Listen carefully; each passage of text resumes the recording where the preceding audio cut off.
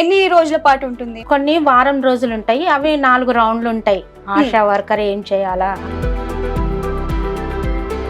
అంటే వేరే వేరే ప్రొఫెషన్స్ చూస్తూ ఉంటాం, ఒక డాక్టర్, ఇంజనీరింగ్, ఐపీఎస్ అట్లా చూసిన తర్వాత మీ ఏదైతే ఈ ఉద్యోగం ఆశా వర్కర్ అనగానే అందరికి ఎందుకో కొంచెం చిన్న చూపుగా కనిపిస్తుంది. వాళ్ళు మిమ్మల్ని ఎట్లా రిసీవ్ చేసుకుంటుండే పబ్లిక్ కూడా? ఇప్పుడు మేము వాళ్ళకి ఎంత బంధువులలాగా ఇట్లా అనిపిస్తుందో వాళ్ళు కూడా మాకు. పుష్ప గారు అప్పుడంటే 25 రూపాయలకి చేశారు, ఇప్పుడు శాలరీ ఎంత వస్తుంది? ఇంకా ఆదాయం మాత్రం అంతంత మాత్రం. మళ్ళీ డెలివరీ అయిన తర్వాత కూడా మేము 42 రోజులు వాళ్ళ ఇంటికి డైలీ వెళ్తుంటారు, చెక్ చేస్తుంటారు బాబు ఎలా ఉన్నారు, పాప ఎలా. హాయ్, హలో, నమస్తే, వెల్కమ్ టు ఏబిఎన్ ఆంధ్రజ్యోతి. నేను మీ శ్రావణి. ముందుగా ఏబిఎన్ ప్రేక్షకులందరికీ హ్యాపీ ఉమెన్స్ డే. ఈ ఉమెన్స్ డే స్పెషల్గా ఉండడానికి ఒక స్పెషల్ ఉమెన్ని కలవబోతున్నాను. తనెవరు, తను ఏంటి అనేది తనతో మాట్లాడి మరెన్నో విషయాలు అయితే తెలుసుకుందాం. సో బయట అంటే ఆడియన్స్ ప్రేక్షకులు అందరూ ప్రతి ఒక్క మహిళ ఏదో ఒక స్ట్రగుల్ ఫేస్ చేసే ఉంటారు. సో ఒక్కొక్క మెట్టు ఎదుగుకుంటూ వస్తూ ఉంటారు, అన్ని రంగాల్లో పోటాపోటీగా వెళ్తూ ఉంటారు. సో సమానంగా అబ్బాయిలతో ఈక్వల్గా ప్రతి దాంట్లో అమ్మాయిలు పోటాపోటీగా హ్యాపీగా ఎంజాయ్ చేస్తూ వర్క్ అయితే చేస్తున్నారు. సో అలాంటి సూపర్ ఉమెన్స్ అందరికీ హ్యాట్స్ ఆఫ్. సో అలాంటి సూపర్ ఉమెన్ని ఈ రోజు కలవబోతున్నాం, పదండి.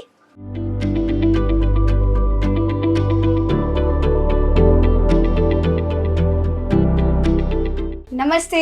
నమస్తే అండి. సో ఇందాక చెప్పాను కదా ఒక స్పెషల్ ఉమెన్ అని, పుష్ప. సో ఆశా వర్కర్ అమ్మ. సో అసలు మీ గురించి విన్న తర్వాత మీరు చేసిన సేవల గురించి చాలా అంటే చాలా కొత్తగా అండ్ చాలా హ్యాపీగా అనిపించింది, చాలా ప్రైడ్గా ఉంది. ముందుగా happy women's day. Thank you, మీకు కూడా హ్యాపీ ఉమెన్స్ డే అండి. ఓకే, సో మీరు చెప్పండి, ఎప్పటి నుండి ఈ ఆశా వర్కర్లో జాయిన్ అయ్యారు? నేను 2007లో స్టార్ట్ అయినాము. ఇక కంటిన్యూ అంటే 2008 నుండి కంటిన్యూగా వెళ్తున్నాం. ఎందుకంటే అది అప్పుడు మాకు అవగాహన ఏం లేకుండే. పిల్లలకు టీకాలు ఇవ్వడానికి ఒక సిస్టర్ వచ్చారు, ఇట్లా ఆశా వర్కర్గా కొత్తగా గ్రూపులు చేస్తున్నారమ్మా, మీ దగ్గర ఎవరైనా ఉన్నారా అంటే, సరే మేము ఎంతవరకు చదువుకున్నారంటే 10 వరకు చదువుకున్నాం మేడం అన్న. ఓకే, సరే మీరు కంటిన్యూ అవుతారా, ఇట్లా పిల్లలకు టీకాలు ఇవ్వడం, మీ బస్తీలో ఉన్న పిల్లల్ని గ్యాదర్ చేయాలని చెప్పారు. సరే అనేసి మేము ప్రతి నెల ఒకసారి ఇక్కడికి వచ్చేవారు అనమాట. నేర్పిస్తూ ఉంటారు, చూసుకోవడము. ఏరియా అంతా మాకు తెలిసి ఉంటుంది కాబట్టి, లోకల్ ఇక్కడ ఉంటాం కాబట్టి ఎవరెవరు పిల్లలు ఇంజక్షన్లకు ఉన్నారు, గర్భవతులు ఎవరు ఉన్నారు, అట్లా చెప్తూ మేము వెళ్ళడము. అప్పుడు మాకు జీతం అంటూ ఏం లేకుండే, నార్మల్గా ఇట్లా సేవ చేయడము. మాకు కూడా పిల్లలకు మందులు దొరుకుతాయి కదా, మా పిల్లలు కూడా చిన్నగా ఉన్నారు.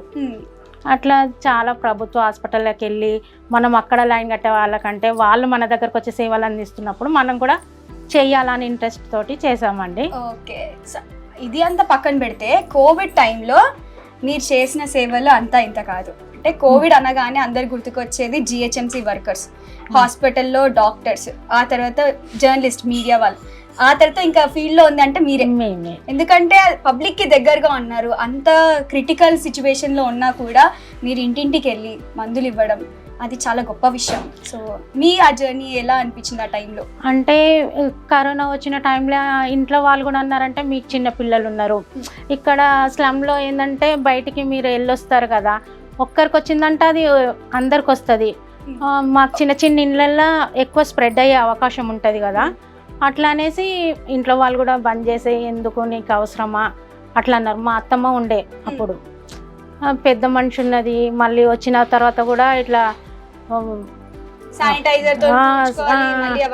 అంటే క్లీన్ అని కాదు కానీ రెడ్ జోన్ పెట్టేవాళ్ళు, మెడిసిన్ ఇచ్చి ఒక రూమ్ సపరేట్ అంటే మాది ఉన్న చిన్న రూమ్లో ఎక్కడ ఉండడానికి లేదు, ఒక మరుగుదొడ్డు ఉంది మాకు.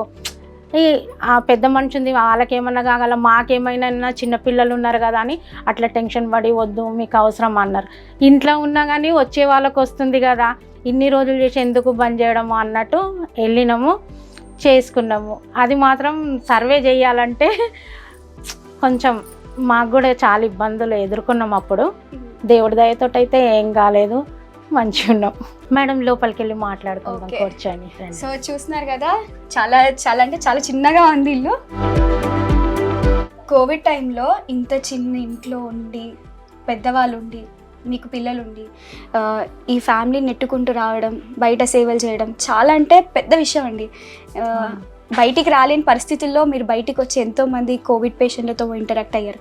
ఎప్పుడైనా అలాంటి కేసెస్ వచ్చాయా మీ వరకు? వచ్చాయి మేడం. మేము కూడా మెడిసిన్ తీసుకెళ్ళాము, మళ్ళీ కరోనా టెస్ట్ చేయడము, వాళ్ళని 14 రోజులు గది నుండి బయటికి రాకుండా ఉండడం, వాళ్ళ టిఫిన్స్ అవి జిహెచ్ఎంసి వాళ్ళు సప్లై చేసేవాళ్ళు. అయితే బయటికి ఎవ్వరు ఒక్క మనిషి కూడా కనిపించకపోతుండే. వెళ్తే మళ్ళీ ఇంటికి వస్తే చిన్నపిల్లలు ఉంటారని మళ్ళీ మేము స్నానం చేసుకొని లోపలికి రావడం, బట్టలు ఉతుక్కొని లోపలికి రావాలి, మళ్ళీ పొద్దున్నే డ్యూటీకి వెళ్ళడము. మళ్ళీ మీరు అంతా ఇట్లా వెళ్తున్నారు కదా, ఏరియాలో కూడా అంటారు మాకు కూడా ఇంత చిన్న బస్తీలో మీరు వెళ్ళొస్తున్నారు, మళ్ళీ ఎవరికైనా వచ్చిన ప్రాబ్లం కదమ్మా, ప్రాణాల మీదకి వస్తుంది అంటే ఒకానొక టైంలో బంద్ చేద్దామని అనుకున్నాం. కానీ ఇక ఇంట్లో ఉన్నా చెప్పలేము ఏ నుండి వస్తుందో అన్నట్టు కంటిన్యూ అయితే చేసినాం. కష్టం అయితే చాలా పడినాము. ఓకే, మీ హస్బెండ్ ఏం చేస్తుంటారు? మా హస్బెండ్ ఒక ఆయిల్ మిల్లో పనిచేసే వాళ్ళండి. అయితే సడన్గా కంపెనీ మూసేసారు. నాకు 2 ఆడపిల్లలు, ఒక బాబు ఉండే. ఆ బాబు ఫీవర్ వచ్చి ఇట్లనే హాస్పిటల్కి వెళ్ళినాం.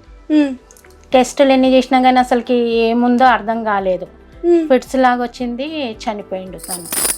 ఓకే, ఆయన మీ బాబా ఎన్ని సంవత్సరాలకి అయ్యింది? 3 సంవత్సరాలు, అంటే ఇప్పుడు 20 years ఉంటుండే. 2000 అత్తాను. తర్వాత ఇంకా నేను ఇంట్లో నుండి బయటికి పోకపోవడము, ఇంట్లోనే ఉండి ఓవర్ వెయిట్ అయినా చాలా. సరే ఇట్లా మహిళా సంఘాలల్లో డబ్బులు తీసుకొని గ్రూప్ మెంబర్ లాగా ఉండి అట్లా గ్రూప్స్ కొంచెం అదే నెలకు ఒకసారి ఉంటాయి అవి సమావేశాలు. తర్వాత ఇట్లనే ఆశా వర్కర్గా జాయిన్ అయినా 2007లో. 2007 నుండి 7లో అంటే ఇంకా ఫీల్డ్లో తిరగడం వల్ల నాకు కూడా కొంచెం హెల్త్ ఇష్యూస్ కూడా పోయినాయి. ఆరోగ్యం అయిపోయారు. అంటే నాకే ఇంత బాధ ఉందో, అరే నేనే బాబుని కోల్పోయినా అని అనుకోకుండా నాకంటే కూడా ఇబ్బంది పడే వాళ్ళు ఉన్నారు, పిల్లలు లేని వాళ్ళు ఉన్నారు, 2 ఆడపిల్లలు ఉన్నారు కదా, వాళ్ళ భవిష్యత్తు కూడా చూడాలా కదా అన్నట్టు. వాళ్ళు ఏం చేస్తుంటారు ఆడపిల్లలు? 2 స్టడీ చేసుకున్నారు. మొన్ననే పెద్ద అమ్మాయి డిగ్రీ అయిపోయింది, ఆమె ముత్తూట్ కంపెనీలో ఇంటర్న్గా పనిచేస్తుంది. చిన్న అమ్మాయి ఏమో MBA చేస్తుంది.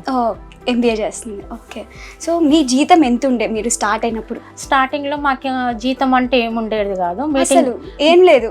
మీటింగ్స్కి వెళ్ళినప్పుడు మీటింగ్ ఛార్జెస్గా ఒక 25 రూపీస్ ఇచ్చేవాళ్ళు. ఏంటండి అసలు టీ కప్ కూడా వచ్చి. మెడికల్ ఆఫీసర్ ఏమన్నారంటే, అమ్మ మీరు ఇంత కష్టపడుతున్నారు కదా, మీకు కనీసం మీ గాజులకు కూడా ఈ డబ్బులు సరిపోవు, తర్వాత 150, 200 అట్లా అంటే పనికి తగ్గ పారితోషికం అనేసి మాకు ఒకటి ఉండే. అట్లా 2016లో మాకు 6000 వచ్చినాయి. అప్పటి వరకు 6000, 2000, 6000కు మించి ఏం లేదు. 2000, 3000 మేము ఎంత పని చేస్తే అంత. అంటే గర్భవతులను చూసుకోవాలి, వాళ్ళకి టీకాలు ఇప్పియాలి, వాళ్ళ డెలివరీ గవర్నమెంట్లో అయ్యేటట్టు చూడాలా, మళ్ళీ కుటుంబ నియంత్రణ పద్ధతులు పాటించమని చెప్పాలి. ఈ బీపీ, షుగరు ఇప్పుడు అందరికి, ప్రతి ఒక్కరికి పుట్టిన బిడ్డ దగ్గర నుండి చనిపోయే వరకు అందరికీ మేము సేవలు అందించాలి. ఒక అమ్మ లేని లోటు తీరుస్తున్నారు అంతే. ఇంకొక అమ్మాయి ఒకవేళ ఇంట్లో అమ్మ ఎంత జాగ్రత్తగా చూసుకుంటుందో తన కూతుర్ని, అంతే జాగ్రత్తగా మీరు ఇక్కడ మీ బస్తీవాసులందరినీ, గర్భిణీ స్త్రీలకి ఆ టైంలో చాలా ఉంటుంది అవసరం. అట్లాంటిది మీరు చాలా సపోర్ట్ ఇస్తున్నారు. అంటే మేము ప్రెగ్నెంట్గా ఉన్నప్పుడు కూడా భయపడుతుంటాం కదా హాస్పిటల్కి వెళ్ళాలంటే, అది ఒకటి అనిపించేది. ఇప్పుడు మన బస్తీలో ఉన్న వాళ్ళు వెంటొచ్చి, అప్పుడు హాస్పిటల్కి మా వెంబడి ఎవరు రాలేదు, ఒక్కలే వెళ్ళిపోయేవారు, లోపలికి ఎవరిని పంపించేవారు కాదు. ఇప్పుడు ఆశా వర్కర్ ఉంటే అమ్మాయి మేము మా ఏరియాలోనే ఉంటుంది అన్నట్టు ధైర్యంతో వాళ్ళు కూడా వస్తారు. ఓకే, ఎంతమంది గర్భిణీ స్త్రీల పురుటి టైంలో ఉన్నారు మీరు? ఇక్కడ చాలా మందికి వెళ్ళిన, నైట్ పెయిన్స్ వస్తే 1 గంట లేదు, 2 గంటలు లేదు, పిలిస్తే వెళ్ళేవాళ్ళం. ఎందుకంటే పాల్దాసు, గాంధీ అట్లా ఒక తల్లికే తెలుసు ఆ ఫీలింగ్ ఎట్లుంటుందో. పాప పుట్టే వరకు చూసి వాళ్ళు మంచిగా ఉన్నాక వాళ్ళకి పాలు పట్టించడము, అటువంటి అన్ని. వాళ్ళు మిమ్మల్ని ఎట్లా రిసీవ్ చేసుకుంటుండే పబ్లిక్ కూడా? ఇప్పుడు మేము వాళ్ళకి ఎంత బంధువులలాగా ఇట్లా అనిపిస్తుందో, వాళ్ళు కూడా మాకు కుటుంబ సభ్యుల్లాగానే అనిపిస్తుంది. మా అందుకే అక్క ఏరియాలో అమ్మ పెద్దమ్మ అట్లా పిలుచుకుంటారు మంచిగా హ్యాపీగా. పిలుస్తారు అత్తమ్మ, వదిన, అక్క అనేసి మంచి బలగం ఉంది అయితే. అయితే పుష్ప అనేసి చాలా తక్కువ, అక్క చెల్లె ఇట్లనే మంచి సంబంధాలు. ఆశా వర్కర్ అని కూడా అందరు ఆశమ్మ అని కూడా అనరు ఎవ్వరు. ఆశా వర్కర్ మా ఏరియా కానీ కూడా కొంతమందికి తెలియదు. పెద్ద మనుషులు ఏమంటారంటే రా బిడ్డారా అట్లా మంచిగా రిసీవ్ చేసుకుంటారు. ఓకే, సో అసలు అంటే వేరే వేరే ప్రొఫెషన్స్ చూస్తూ ఉంటాం, ఒక డాక్టర్, ఇంజనీరింగ్, ఐపీఎస్ అట్లా చూసిన తర్వాత మీ ఏదైతే ఈ ఉద్యోగం ఆశా వర్కర్ అనగానే అందరికి ఎందుకో కొంచెం చిన్న చూపుగా కనిపిస్తుంది. అది ఎందుకు అది ఉంటుందో తెలియదు, కానీ అసలు అలాంటి చూడకూడదు.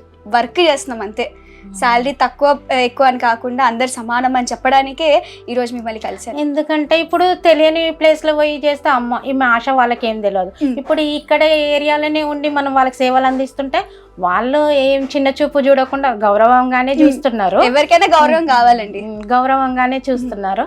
మాకు ఇప్పుడు అబ్బాయి ఎందుకు చేస్తున్నాం అన్న కాదు, వదిలిపెట్టాలంటే అయ్యో ఎందుకు వదిలేయడం, బలగం ఉంది మీకు, ఎందుకు వదిలేయడం అని అదొక బాధ అనిపిస్తుంది. పుష్ప గారు, అప్పుడంటే 25 రూపాయలకి చేశారు, ఇప్పుడు శాలరీ ఎంత వస్తుంది? ఇప్పుడు 9,900 వస్తుందండి. ఏంటండి ఇప్పుడు? అవునండి, ఇప్పుడు కూడా 9,900 వస్తుంది. ఇంకా చిన్న చిన్న ఇంట్లో అవసరాలు మొత్తము నేను చూసుకుంటాను, ఖర్చులు. మా ఆయననేమో ఈ పిల్లలకు ఫీజు కట్టడము, కరెంటు బిల్ కట్టడం. మా ఆయన చిన్న కిరాణా షాప్ ఇంట్లోనే పెట్టుకున్నారు, అదే ఇప్పుడు చూసాను ఇంట్లో. దానిపైన ఇంకా ఆదాయం మాత్రం అంతంత మాత్రం. పిల్లల పెళ్ళిళ్ళు చేయాలన్నా ఏమన్నా చేయాలన్నా కానీ అధికంగా ఖర్చులు ఉంటాయి. తర్వాత ఏంది నెక్స్ట్ అప్పు చేసినా కట్టడానికి ఎవరు లేరు. అట్లని పిల్లలు చదువుకున్నారు, కొంచెం తగ్గట్టు చూసి ఇక పెళ్ళిళ్ళు చేయాలి. ఇప్పుడు ఆడపిల్లలకి పెళ్ళిళ్ళు చేయాలంటే తక్కువ ఖర్చుతో కూడిన పని కాదు. సో 9,000తో ఇల్లు నడుస్తుందంటే ఇంకా ఏం చేస్తామండి, నడిపించుకోవాలి. ఓకే, సో ఇప్పటి వరకు అయితే మనము ఇంట్లో మాట్లాడేసుకున్నాం కాబట్టి ఇంకా శారీతో రెడీగా అయిపోయారు. ఆఫీస్కి వెళ్ళిపోదాము. అంటే మీ ఆఫీస్ అంటే ప్రత్యేకంగా ఉంటుందా లేకపోతే? అంటే మాకు ఇక్కడనే సెషన్ అనమాట, సబ్ సెంటర్ మొత్తం ఇక్కడ ఏరియాలోనే, ఒక్కొక్క ఏరియాకి ఒక్కొక్కటి. అయితే మాకు వచ్చేసి బోయిగూడలో యూపీహెచ్సి ఉంటుంది. గర్భిణీ స్త్రీలను పరీక్షల కొరకు అయితే అక్కడికి తీసుకెళ్తాము. పిల్లల టీకాల కొరకు అయితే ఏఎన్ఎం గారు ఇక్కడికి వస్తారు. బీపీ షుగర్ అవన్నీ చెక్ చేయడం గురువారం మంగళవారము. ఓకే, ఏం లేదు, 2011లో మాకు బెస్ట్ ఆశా వర్కర్ అంటే చాలా కేసులు గర్భవతులని హాస్పిటల్లో చూయించడము, కుటుంబ నియంత్రణ ఆపరేషన్లు పద్ధతుల గురించి చెప్పడం వల్ల నాకు ఆంధ్రప్రదేశ్ గవర్నమెంట్ ఉన్నప్పుడు నాకు ప్రశంసా పత్రం ఇచ్చారు మేడం. ఇది ఓహో, అట్లా వర్క్ చేసినప్పుడు ఇలాంటివి ఇస్తుంటే ఇంకా ఎంకరేజ్మెంట్ అట్లా. ఇది స్వచ్ఛ సర్వేక్షణ, తడి చెత్త పొడి చెత్త పరిసరాల పరిశుభ్రత గురించి చేసినప్పుడు ఇది హెచ్హెచ్జి నుండి అంటే పొదుపు సంఘం నుండి జిహెచ్ఎంసి వాళ్ళు ఇచ్చారండి. ఇదేమో న్యూ బర్న్ బేబీ, పుట్టిన నవజాత శిశువులది కేర్ గురించి ట్రైనింగ్కి వెళ్ళాము, అక్కడే సర్టిఫికెట్ ఇచ్చారు మాకు నర్సింగ్. ఓకే, అంటే పుట్టబోయే బేబీ గురించి కూడా మీరు ట్రైనింగ్ తీసుకున్నారు? ప్రతి ఒక్కటి మాకు ఏదైనా సరే ట్రైనింగ్ ఇస్తారు. ఫస్ట్ ఎన్ని రోజుల పాటు ఉంటుంది ట్రైనింగ్? కొన్ని వారం రోజులు ఉంటాయి, అవి 4 రౌండ్లు ఉంటాయి. ఆశా వర్కర్ ఏం చేయాలా అది దాని గురించి 4 రౌండ్స్ ఉంటుంది. ఆ ట్రైనింగ్ ఇది కంప్లీట్ చేసినాం మేడం. Okay, 4 trainings. చాలా జాగ్రత్తగా ఇన్ని సేవలు చేసినందుకు సేవకి కృతజ్ఞతగా మీ సేవను గుర్తించి ఇచ్చిన గవర్నమెంట్ సర్టిఫికేట్స్ చాలా భద్రంగా పెట్టుకోండి. అంటే గవర్నమెంట్ డెలివరీలు అయితే నేను కూడా గవర్నమెంట్ హాస్పిటల్లోనే డెలివరీ అయినా. దానివల్ల ఉపయోగం ఏంటంటే అక్కడ అనుభవం ఉన్న డాక్టర్లు ఉంటారు గవర్నమెంట్లో, సీనియర్ డాక్టర్స్ ఉంటారు. మనకు మెడిసిన్ కూడా అసలు ఆపరేషన్ అయిన తర్వాత తొందరగా క్యూర్ అయిపోతాము. కానీ చాలా మంది ఏంటంటే భయపడి పోతారు గవర్నమెంట్కు, మేము పోము బయట ప్రైవేట్లో చూయించుకుంటామని ఎక్కువ డబ్బులు ఖర్చు పెడతారు. దాన్ని తెలియజేయడానికైతే మేము వాళ్ళని వెంట తీసుకెళ్ళి హాస్పిటల్లో మంచిగా ఉంటుందని సేవలు అందించడము అటువంటివి చేస్తే మాకు కూడా సంతోషంగా అనిపిస్తుంది.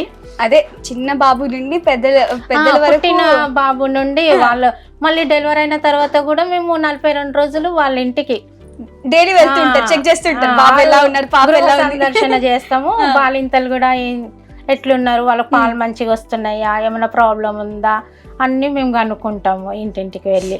Okay okay. సో మనం ఇప్పుడు మాట్లాడుకున్నాం కాబట్టి మీ వర్క్ని డిస్టర్బ్ చేయకుండా మీ వర్క్ ప్లేస్కి వెళ్ళిపోదాము. సో అక్కడికి వెళ్ళి మిమ్మల్ని డిస్టర్బ్ చేయము, మిమ్మల్ని మేము ఫాలో అవుతుంటాం అలా. ఓకే ఓకే, వెళ్దామండి. వెళ్దామండి.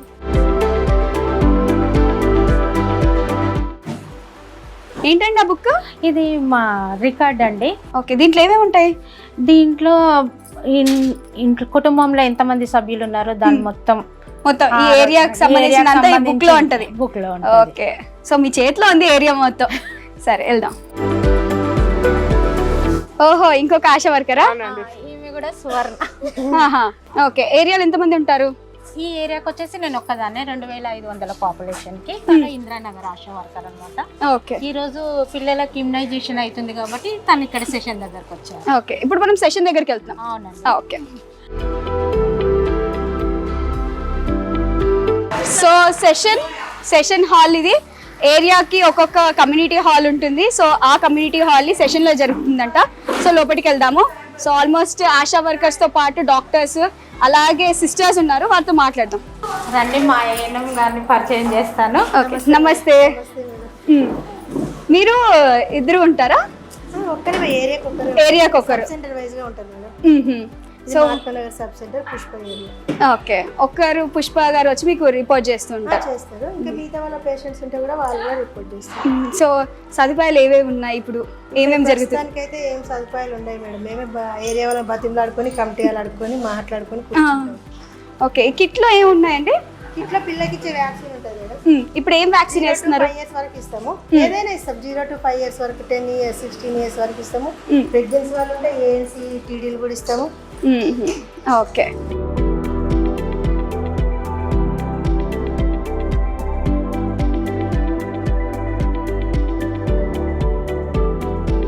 ప్రెగ్నెంట్ ఉమెనా?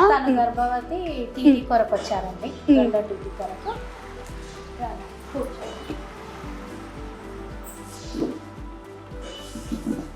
అమ్మాయి మైనా తినేసి వచ్చినావా? టిఫిన్ చేసినావా? పిల్లలు స్కూల్కి వెళ్ళారా? తను 3సారి గర్భం దాల్చిందండి.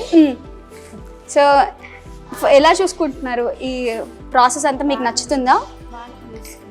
ప్రతి నెల వచ్చి చూస్తూ ఉంటారా? బాగోగులన్నీ తెలుసుకుంటుంటారా? ఒక అమ్మలోని లోటు చూస్తున్నాను అంతే ఆశా వర్కర్లు అని అంటే, ఒక మంచి ఒక ఫ్యామిలీ.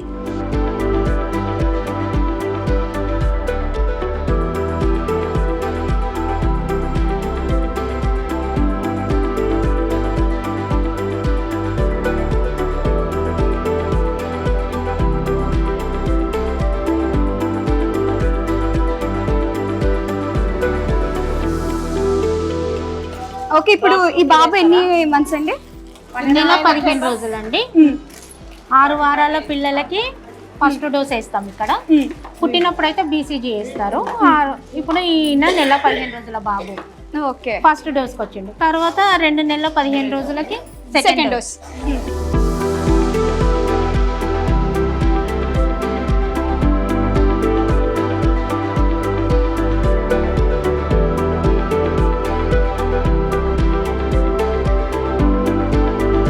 ఇప్పుడు ఇక్కడ విజిట్ అయిపోయింది కదా మేడం, ఒకసారి మా ఏరియాని కూడా చూద్దాం రండి. ఓకే, ఏరియా విజిట్ అంటారు మేడంతో.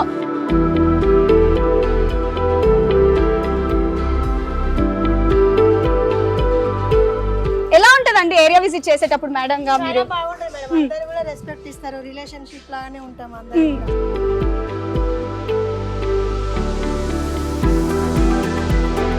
తను లలిత అక్క, ఈ ఏరియాకి పెద్ద అక్క, సపోర్ట్ చేస్తారు అక్క. ఎవరైనా ఉంటే కూడా చెప్తారు. సో ఎలా అందిస్తున్నారండి సేవలు ఆశా వర్కర్ కానీ మేడం కానీ? ఎటువంటి జాగ్రత్తలు చెప్తుంటారు? బాగుంటుందా? మంచిగా చెప్తారు. ఇంటింటికి రాకుండా మరీ ఇంటింటికి వచ్చి గుంజుకుపోయి ఇంజెక్షన్ పిల్లలకు తీసుకుపోవడం కానీ ఏం వచ్చినా కానీ మంచిగా చెప్తారు. ఓకే, ఎంత ఏజ్ మీది? ఎంత వయసు? 50 ఉంటుంది. 50. ఓకే, చెకప్ కి మంచిగా మేడం ఇంజెక్షన్స్ అవి ఇవి కరెక్ట్ గా వేస్తుంటారా? కరెక్ట్ గా వస్తారు. ఓకే, కరెక్ట్ వస్తారు, కరెక్ట్ గా ఇస్తారు. ప్రతి ఒక్కరిని కూడా ఇంటింటికి ఏదైనా సమస్య ఉన్నా ఏదైనా చెప్పేది ఉంటే కూడా ఇంటింటికి 10 సార్లు వచ్చి చెప్పి తీసుకెళ్తారు. చాలా ఓపిక ఉంది అయితే. ఓపికగా ఉంది టీచర్లకు అయితే. అది కరోనా టైంలో ఎట్లా సేవలు అందించారు వీళ్ళు? బాగా అందించారు కరోనా వాళ్ళకి. అదే ఏమి రాకుండా వాళ్ళు ఏం భయపడకుండా వేరే వాళ్ళకు వ్యాక్సిన్ ఇవ్వడం కానీ చాలా ఓపికతోటి మంచిగా చేసారు. చాలా మంచిగా చేస్తున్నారు. బాగా చేసారు సిస్టర్ గానీ వీళ్ళందరు గానీ గ్రూప్ మొత్తం మంచిగా చేసారు. ఓకే, చూసారా ఎక్కడ చూసినా ఇంటింటికి వెళ్తున్నారు, ఏరియా మొత్తం చెక్ చేస్తున్నాము, ఇలా పెద్ద మనుషులతో మాట్లాడుతున్నాం. పర్వాలేదు మంచిగానే. మాకైతే అన్ని బయటికి వెళ్ళి వచ్చిన వాళ్ళకి కూడా రెస్పెక్ట్ ఇస్తున్నారు. వాళ్ళని కూడా చుట్టుపక్కల ఏరియాలో కూడా వస్తారు కదా, వాళ్ళని కూడా మంచిగా కూర్చోబెట్టి చేసి నిదానంగా ఏం కసిరించుకోవచ్చు ఇంజక్షన్ టైం ప్రకారం సోదులు కానీ మందులు కానీ అన్ని ఇస్తారు. ఓపిక్గా అందరు చూసుకుంటున్నారు. అందరూ చూసుకుంటారు. ఇటువంటి వాళ్ళు ఉండాలి ఇంకా ఉండాలా. ఇంకా ఒక్కొక్క ఏరియాకి ఇట్లాంటి వాళ్ళు ఉంటే వాళ్ళ బస్సులో ఎవరికి ఏ సమస్య పెగినట్టున్న వాళ్ళకి కానీ చిన్న పిల్లల వాళ్ళకి కానీ ఏది అనేది ఉండేది. మంచిగా చేస్తారు ఏదైనా. అవునా? ఇక్కడికి వెళ్ళి రాకుండా వచ్చినా కూడా సలహాలు తీసుకొని వాళ్ళది పాటిస్తారు. థ్యాంక్ యూ అమ్మా.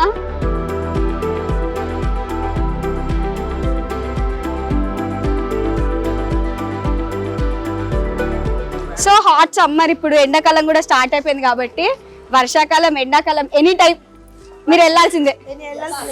వర్షాకాలం అయితే మామూలుగా ఇప్పుడు మలేరియా, టైఫాయిడ్, డెంగ్యూ అట్లాంటివి వస్తాయి కదా మేడం. అట్లాంటప్పుడు ఏరియా వైజ్ క్యాంపులు చేస్తాయి మేడం. ఇప్పుడు సమ్మర్ వచ్చింది, వడదెబ్బ అంటారు. ఆ వడదెబ్బ కోసం కూడా ఓఆర్ఎస్ పనిచేస్తుంటారు. నెక్స్ట్ ప్రోగ్రామ్ ఎగ్జామ్స్ అవుతున్నాయి స్కూళ్ళలో పిల్లలు పొద్దున్నే మార్నింగ్ ఎగ్జామ్స్ ఉంటాయి కాబట్టి వాళ్ళు తినొస్తారు, తిని రారు, వాళ్ళు హెడ్ఏక్ అంటారు, పడిపోతారు. అట్లాంటి వాటి కోసం కూడా గవర్నమెంట్ హెల్త్ క్యాంపులు లాగానే స్కూళ్ళలో ప్రతి ఒక్క స్కూల్ ఎగ్జామ్లు ఎక్కడెక్కడైతే అక్కడ క్యాంపులు పెట్టించారు మేడం. ఎగ్జామ్ డ్యూటీలు కూడా చేస్తాం మేడం పిల్లలకు. అక్కడే వామిటింగ్స్ అయినా మోషన్స్ అయినా ఏదైనా ఎనీవన్ అవైలబుల్ ఉంటారు ఎనీ టైం. అంతే ఇట్లా స్పాట్ లోకి వెళ్ళిపోవాలి. చాలా సపోర్ట్ చేస్తారు మేడం. పై నుంచి ఏ ఆర్డర్ వచ్చినా దాని ప్రకారం చేయాలంటే చేస్తారు. మనం చెప్పినట్టుగా కూడా వింటారు. మనకు అన్ని రకాలుగా అవైలబుల్ ఉంటుంది. ఆశ అంటే ఇక అంతే అమ్మ.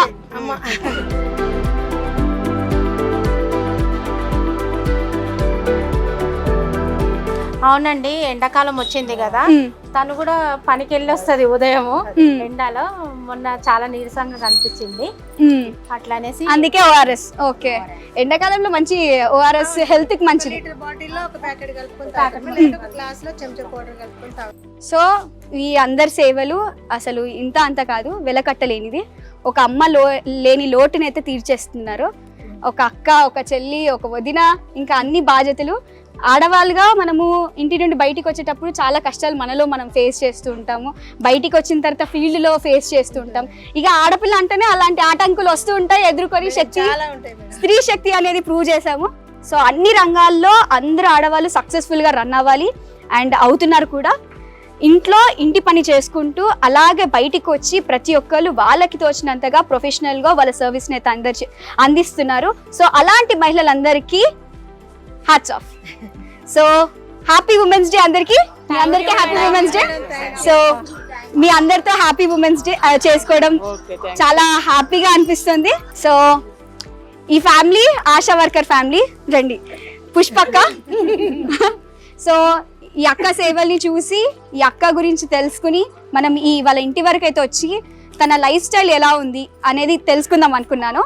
కానీ అంతకంటే ఎక్కువగా తెలిసింది మొత్తం ఆశా వర్కర్లు ఒకరు కాదు, అందరూ వర్క్ చేస్తున్నారు. దాంతోపాటు మేడం సహకారం చాలా ఎక్కువగా ఉంటుంది. సో ఒక్కొక్క ఏరియాకి 2000 నుండి 3000 వరకు పిల్లలతో పాటు పెద్దవాళ్ళు అందరు కలిపి 2000 నుండి 3000 వరకు చూసుకుంటున్నారు. ఆరోగ్యం విషయంలో వాళ్ళ జాగ్రత్తలు అన్నీ వీళ్ళే పాటిస్తున్నారు. వీళ్ళే ఎక్కువగా ఇంట్లో ఒక ఆడపిల్ల ఏ విధంగా చూసుకుంటుందో తన తల్లిని, అంతే విధంగా వీళ్ళు ప్రతి ఒక్కరిని కూడా అంతే ఇదిగా ప్రేమగా ఆప్యాయంగా పలకరిస్తూ వాళ్ళ బాగోగులు అయితే చూసుకుంటున్నారు.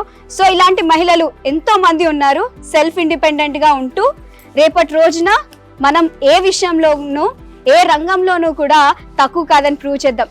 సో చూస్తున్న ఆడియన్స్ అందరికీ happy women's day. Happy women's day. Thank you అండి. సో చూసారు కదా, మనమైతే ఈ ఆశా వర్కర్ లైఫ్ స్టైల్ ఏ విధంగా ఉంటుందో అనేది మనం ఈరోజు చూసాము. ఇలా ఇంట్లో ప్రతి ఒక్కరు వాళ్ళ ఇంట్లో పనులన్నీ చేసుకుంటూ బయటికి వచ్చి ప్రొఫెషనల్ని గౌరవిస్తూ ఆ ప్రొఫెషన్ వర్క్ని అయితే క్యారీ చేస్తూ సెల్ఫ్ మేడ్ ఉమెన్గా ఎంతోమంది ఉమెన్స్ అయితే ఉన్నారు. సో వాళ్ళందరికీ హ్యాపీ ఉమెన్స్ డే. చూసారు కదా ఇవాల్టి స్పెషల్ ఇంటర్వ్యూ. స్పెషల్ గెస్ట్తో మరో స్పెషల్ ఇంటర్వ్యూలో మళ్ళీ కలుస్తాను. అంతవరకు చూస్తూనే ఉండండి ABN ఆంధ్రజ్యోతి. Signing off. చాలా కేసులు గర్భవతులని హాస్పిటల్లో చూయించడము, కుటుంబ నియంత్రణ ఆపరేషన్లు పద్ధతుల గురించి చెప్పడం.